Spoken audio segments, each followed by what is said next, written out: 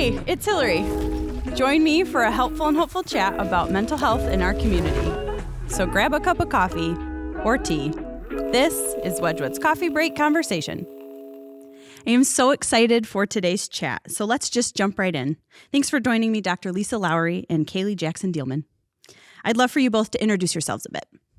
Hi, my name is Dr. Lisa Lowery, and I'm the Section Chief of Adolescent and Young Adult Medicine at Helen DeVos Children's Hospital, Coral Health West. My name is Kaylee Jackson-Dieleman. I'm a residential therapist here at Wedgwood Christian Services. I've been here for about 5 years, working with at-risk youth in our Cook Class program who have struggled with sexual abuse and human trafficking. Thank you both so much for being here. Okay, so I read recently that approximately half of the U.S. population reports feeling lonely, and for Gen Z, 73% feel constantly or sometimes feeling alone. That's a lot of people who feel like no one sees, hears, or understands them. So how is this trend playing out in your work and with the kids and families that you see? Well, we see it often. I mean, we saw it a lot before we had the COVID pandemic, and even more so now. Mm-hmm. I think one of the things that we see is difficulty of people really finding a connection or wondering what that connection feels and seems like. Mm-hmm. What is trying to even kind of find that purpose. And I think we see it in adults as well. But really trying to find themselves, trying to find that level of, and I'll use the word intimacy, but not in necessarily a relationship, one-on-one intimacy relationship is like a romantic level. Sure. But how do I find that connectedness? Mm-hmm. Mm-hmm. Mm-hmm.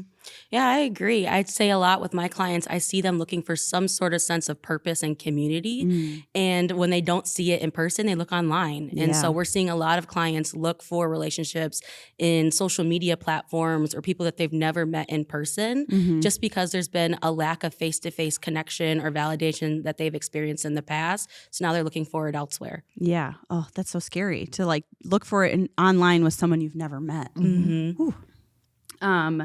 So a musician I really like has a concept and a lyric that he uses a lot. It's "Don't be lonely by yourself," which I appreciate because feeling lonely is like a normal part of the human experience and our range of emotions, but it's not inherently bad unless it's in isolation or really persistent, right?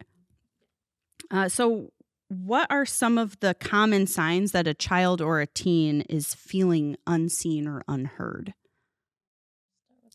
Absolutely. I'd say in the clients that I deal with, I see a lot of lack of self-confidence and self-purpose. They haven't had someone tell them that they're doing good before. So they're constantly questioning, looking for validation without actually asking for it. So sometimes you see attention-seeking behaviors. They are wanting someone to notice them, but they're not. So they keep doing these behaviors louder and louder until someone can say, hey, I see you, I hear you, and validate what they're going through. So at that point, it's almost like any attention, even if it's bad attention, is better than nothing. Okay. I'd even go back to what you said about the lyric is if we aren't validating our own emotions, we aren't modeling to validate theirs. And a lot of times kids look for what we're doing, right? We're the ones that they're looking forward to learn from.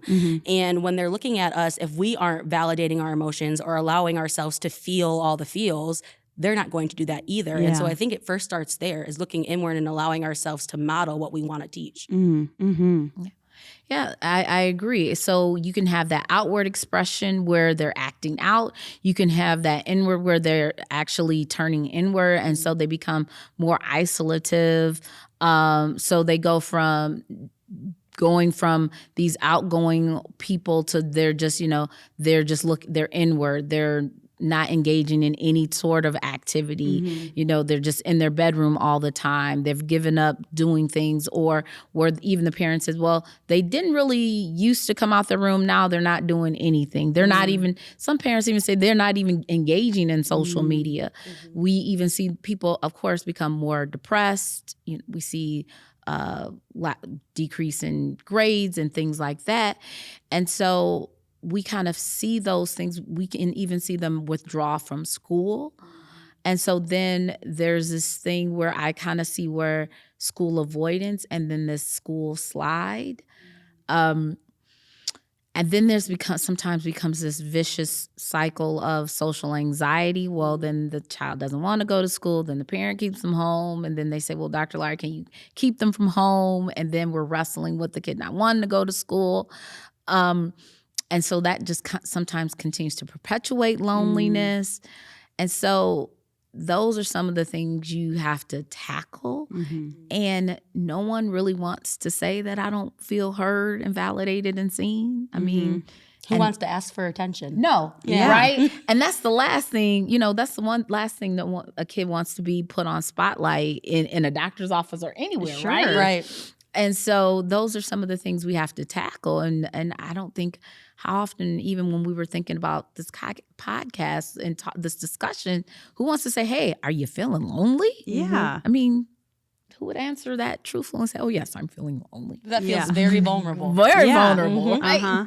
But there's such power in it, though. Our team had a discussion about feeling a little disconnected and lonely at church. And when one person finally admitted it, a few of us were like, yeah, me too. Yeah, okay, I get that. And then we did something about it. And so there's a lot of power in it, but you're right. The initial, I'm feeling lonely is like a very hard thing to say, and especially for kids. I feel like kids admitting anything is kind of a tricky situation to begin with. I mean, we all talk about it. We all laugh and go, okay, FOMO, the fear of missing out, and, I feel uninvited. But there is something innately kind of triggering when, you see that event posted and you weren't you weren't invited or you weren't included. And I was actually talking to an adult just a few days ago, and we were talking about even in adulthood, how hard it is to get those relationships, right? But when we were talking about it, and as I'm thinking about this, there was an aspect of loneliness. I mean, when I was thinking about this in my own life, when are there times you really felt lonely? And you think about it and you're like, well, I have friends. I'm involved in, a million different things, but then, or you're even married or in a relationship. But why are you feeling lonely? What is that gnawing at you that's causing you to be lonely? And I think about this. I was seeing a patient a few weeks ago, and I know I might say something controversial. There was a patient who was, they're being homeschooled, and now as they become older, how do you develop that connectedness? And so their social structure has always been home and family, home and family. Well, part of that home is now leaving. And so how do I develop friends outside my home, right? And so really part of that conversation was, okay, we need for you to develop some extracurriculars. But outside of, and then having an honest conversation about, yes, you do have some social anxiety. But yes, and you are, and I hate using the whole introvert, extrovert discussion, right? And there's a great book I recommend, but it's okay. Sometimes we say introverts and extroverts, you can be an introvert. And some of us are introverts even sitting on this podcast right now. We were talking about that even before this. And we have to wield that power. And so, but, but we have to nudge you into things, you're going to have to get out of your safe comfort zone. But really talking about, and as I was thinking about, you're feeling loneliness, right? I really like that you brought that up, because I feel like people forget we are all wired with the innate desire for connection. Whether you're introvert, extrovert, that's just how you charge up. But we all want to be loved or seen or connected. Everyone. That's why you try to find community in church or school teams or just those extracurriculars. It's because we all desire to be connected. So when you're feeling lonely, it doesn't mean that you don't have someone next to you. You just may have a lack of connection somewhere, and you need to dig deep to rebuild that. Yeah, the way you were talking about loneliness, and we might have relationships, but I think it comes down to not having someone who sees you for who you are and understands who you are when you are being your authentic self. So having that connection with other people who get you is so important.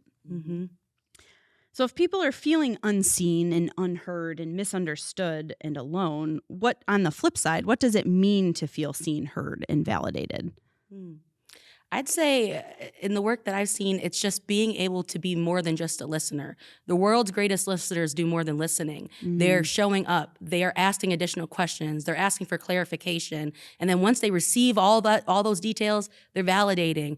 And validation doesn't mean, yeah, I've been there. It just means, dang, that could be hard. And oh my gosh, is there anything I can do to help? I think sometimes people get stuck in like sympathy versus empathy and knowing where to land.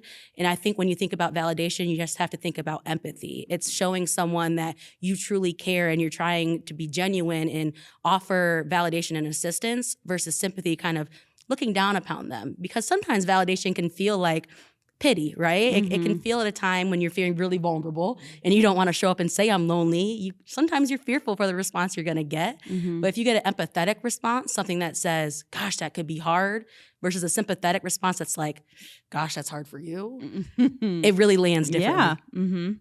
I love that. The world's greatest listener. I think it's really, like you saying, allowing people to share and be vulnerable. And it's true. One of the things when I'm seeing my patients is saying, what do you like to do when you're not hanging out at the doctor's office?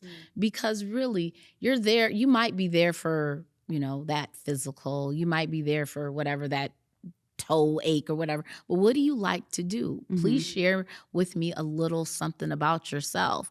And you'll be amazed that they light up, right? And they share. And again, to me, that might be a way of me being a listener, being empathetic, learning something about themselves. But then it's also for me, I get joy for seeing them light up. Because so many times we always say, oh, they're just teenagers. And I know I'm preaching to the choir with y'all. They don't know what they want. But they do know what they want. And they want to be validated and heard and share a little sense about themselves. So I think that's one of the ways we can, hear them and validate their experience. We all have a valued experience. And whether it's, a few, several 50 or 60 decades of experience, or if it's just a decade and a half of experience, we all have a valued experience. And I think that's what we need to remind ourselves. My grandmother would always say, she would say, someone can always teach you something. And I'm always constantly reminded of that. And our patients, our colleagues, our young people that we engage with can teach us something. And so I think that's what we have to remember and remind ourselves. So you've touched on this a little bit, but could you guys talk about how you've seen the impact of kids' mental health and their sense of self when they feel known and supported and understood? I've seen them, for me, I think they buy into and engage in their own wellness and sense of self. And so you see them show up engage in their therapy, but also when you say, okay, this is why, for example, I want to treat your depression. This is why I think you're feeling like this. And then it's really, we can call it patient-centered care. We have those fancy doctor terms that we should use. But when you really say, I hear you, I want to understand you, I want to partner with you along this journey, then they go, oh, okay, they get me, and I think that's what's important. And sometimes, giving them a little bit of autonomy. Now, sometimes I have to say, you know what? The adults in the room might have to make this decision for you. Yeah. I might have to nudge you in a particular way. However, I want to hear you. And sometimes I have to say, what? I'm hearing you and I understand. But can we kind of come to a little bit of a compromise? And even just saying that, I hear you and I understand. And I try not to use the BUT word, but I hear you and I think you can kind of give them a little buy-in and some autonomy. Yeah, I love that. I agree with everything Dr. Lowery just said. In addition, I would just add that I've noticed that clients tend to be more open in conversation as soon as they notice that you're not judging and you're not there to provide a quick fix. Yeah. I think we have kind of been bred in a world where we don't like feeling pain. We don't like feeling vulnerable or uncomfortable. We've talked about that. Yeah. And so people look for giving someone a quick fix anytime they see that pain or discomfort. But in therapy, that's time to sit in it and to recognize why are you feeling that way and allow them to validate their own emotions as well as you validate theirs. And so I realize when individuals have that space to be able to just talk it out and realize what I'm feeling is okay and I don't need to fix it right away and I need to feel these things in order to heal. You got to feel it to heal it. I just feel like it breeds a better treatment environment as well as it sets them up for when they're in the community to look for people who they can talk to further. It's not just the therapist that's safe for them. Now they're looking for anyone who will listen and provide me genuine feedback or care. Those are safe people I can talk to as well. Yeah, I feel like with the girls that you work with, Kaylee, that's so extra important because they've kind of come from a space where no one was hearing them, no one was seeing them, and it kind of got them into a bad place. And so to have it on kind of the flip side sets them up for establishing healthy relationships, moving forward, and being healthy people. I have so many clients who have came here and haven't fully told their story yet, right? But as soon as they get here and they have someone willing to genuinely bear witness to their story, provide validation, now they're disclosing several assaults. Now we're at a place where we are able to seek justice for several things that have maybe gone unheard because they never felt safe or they never felt like someone really believed them. So it's heartwarming to see what I think is so little is validating, right? Is life-changing to them, for them to be able to now speak up, share their story, and get justice at times. It's amazing. It's so amazing. And you guys have both talked about validation quite a bit. And so I want to just clarify something, that validation doesn't necessarily mean like condoning or agreeing or saying that it's right. Can you talk about that a little bit? Yeah. I thank you for saying that, because that is one of the things I always tell my patients and families when I'm meeting with you. I'm saying you can be open and honest with me, and I'm going to be open and honest with you, and we may not agree on everything. And I want you to be open and honest with me.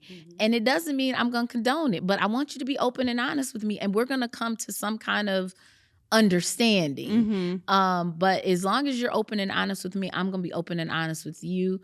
And my patients will even say, okay, Dr. Lai, I don't want you coming in, saying this or that. All right then. But it's that mutual understanding. And I think sometimes what patients and clients want is that level of consistency.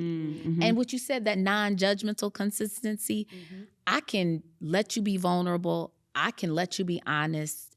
I'm not going to judge you. And this is the thing I'm going to say, or you can have that loving judgment, where like that safe judgment where I'm going to hold you accountable and be like, yep, I messed up, but you're my safe zone. Yeah. I always say we're better than Vegas, what stays here, but I'm going to be that safe zone for you. Okay, yep, you messed up, but like, let's work through this. And now I've been doing this long enough. Now I'm seeing some of my former patients and their teenagers. I don't know how that happened after 20 years, but it's that consistency. And so I think when you open that level of communication up, you're saying, I'm not condoning that.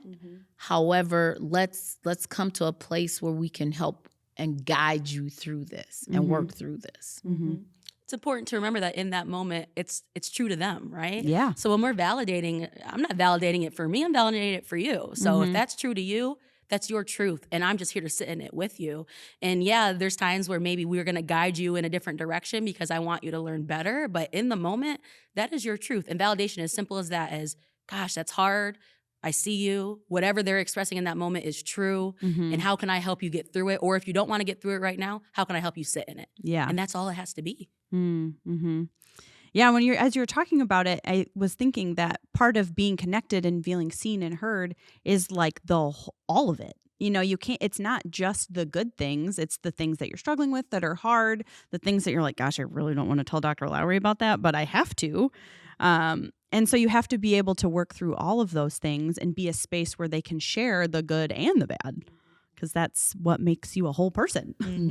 The stats I mentioned at the beginning of our little coffee break it was half of Americans, so it was the adults too are feeling lonely. So how do we model being connected and having strong relationships and feeling seen and heard when we're also striving for that ourselves?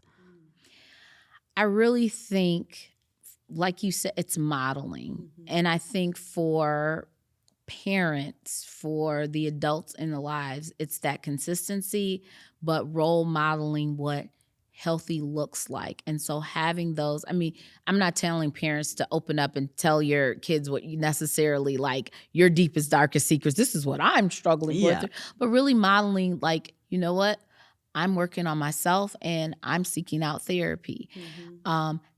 Having those open spaces and relationships and conversations. And I think one of the things I try to tell parents and adults is it's that consistency, and it's not that, it does not have to be that one and done conversation. It should not be that one and done conversation.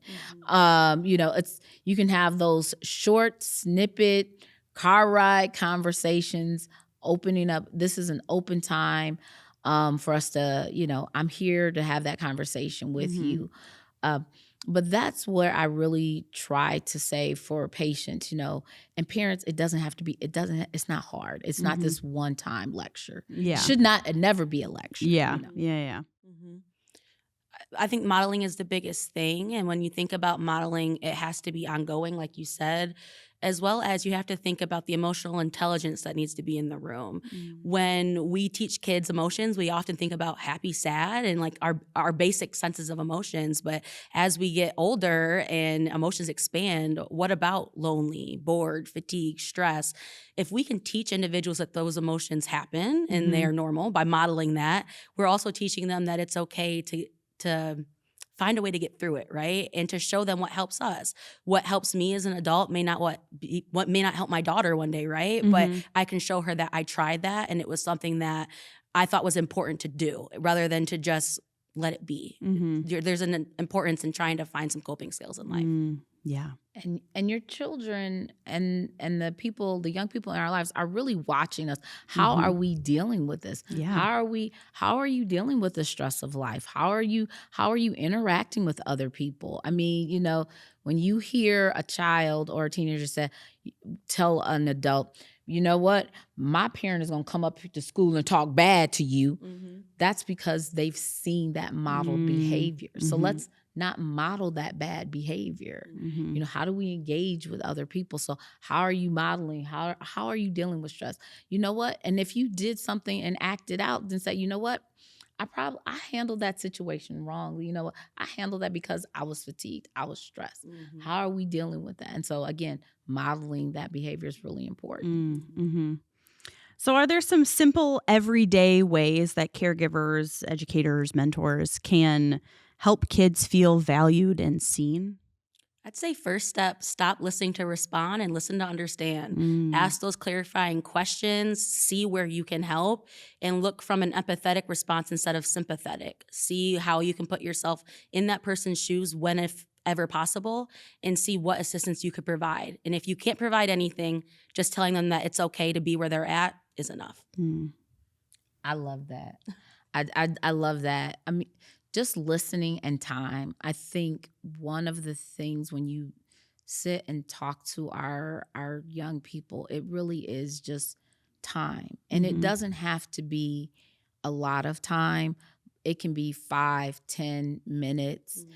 And putting down the phones and just looking and listening and being present. And I think that's what our young people, everybody is craving.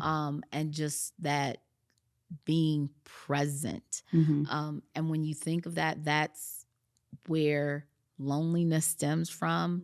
If you're not present, if I don't feel heard, if I don't feel validated. So that's something simple. How can you show up in someone's life? If you have a young person within your sphere. And when I mean that could be as simple as if you're at church and have a young person, hey, how's it going? How was your week? Have a great week today. Have a great week this week. How's it going? What are you doing? Whatever you can do, and anybody can do that, Mm-hmm. no matter how old you are. We have gotten away from that in our community. I remember, and I'm still blessed to be around people in my life, the people, the matriarchs and the patriarchs, and that would come, hey, how you doing? Mm-hmm. How's school? And they would touch on you. And then as we got older, they would give you a little crumpled up money. Maybe you aren't able to give them a little crumpled up money. I don't know where you are. But back in the day, they would give you a little crumpled up $10 and squeeze and put in your hand. If you are at that capacity, you can give them a little crumpled up money. Yeah. You know, they might not know what to do with because everybody has Cash App or something or something electronic. But if you can do that, show up where you can. Yeah. But be a listening and if you're in your professional space, just stop, take that 2 to 3 minutes and listen. I think that those are some of the things that those easy tips that you can do. What's funny about the advice that you both gave is it's almost not even like something to do. You just show up and be. Like the whole point is you don't have to do anything. You just be a person. Yeah. Yeah. Be a kind person. Show that you care. Not only care about their emotions, but care about what's going on in their general life. Just be nice. Like think about how great it feels when you've like run into someone and they remember the thing that you told them the last time you saw them. Mm-hmm. You always feel like, oh wow, I can't believe they remembered that. Like imagine how a kid would feel if you remember that they're into Legos and ask them what they built this week. Like just think about how excited you are when you hold the door open for someone and they say thank you. You're like, I did good. But if they don't say anything, you're like, oh no. You're like, what just happened there? Something as simple as that interaction is validating and it made a difference in how someone perceived it, right? Small actions really build into these big things. So good. Is there anything else you want our brew crew to know? You know what? When I give talks, I always say, just begin with your sphere. And I think for whoever's listening to your podcast, all of these things can be overwhelming, but just, it's like you said, the little things. And so the next time you see a young person, just be like, hey, how you doing? Hope you have a great day.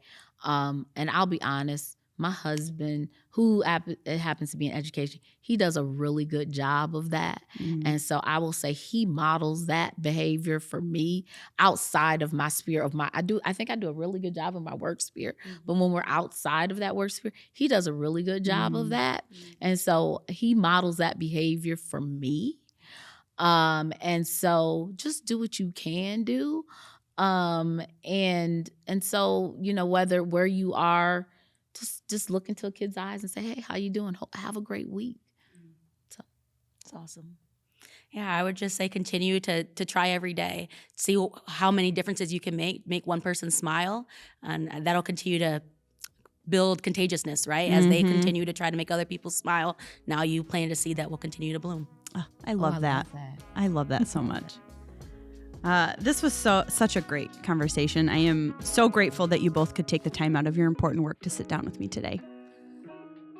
And thank you for listening or watching to Wedgwood's Coffee Break Conversation podcast. You can help us get these important mental health chats in front of more people by rating and reviewing the show.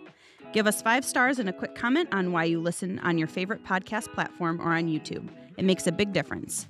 And you can also check out wedgwood.org/podcast for fun ways you can support Wedgwood and this show. Stay hopeful, stay helpful, and let's have another coffee break soon.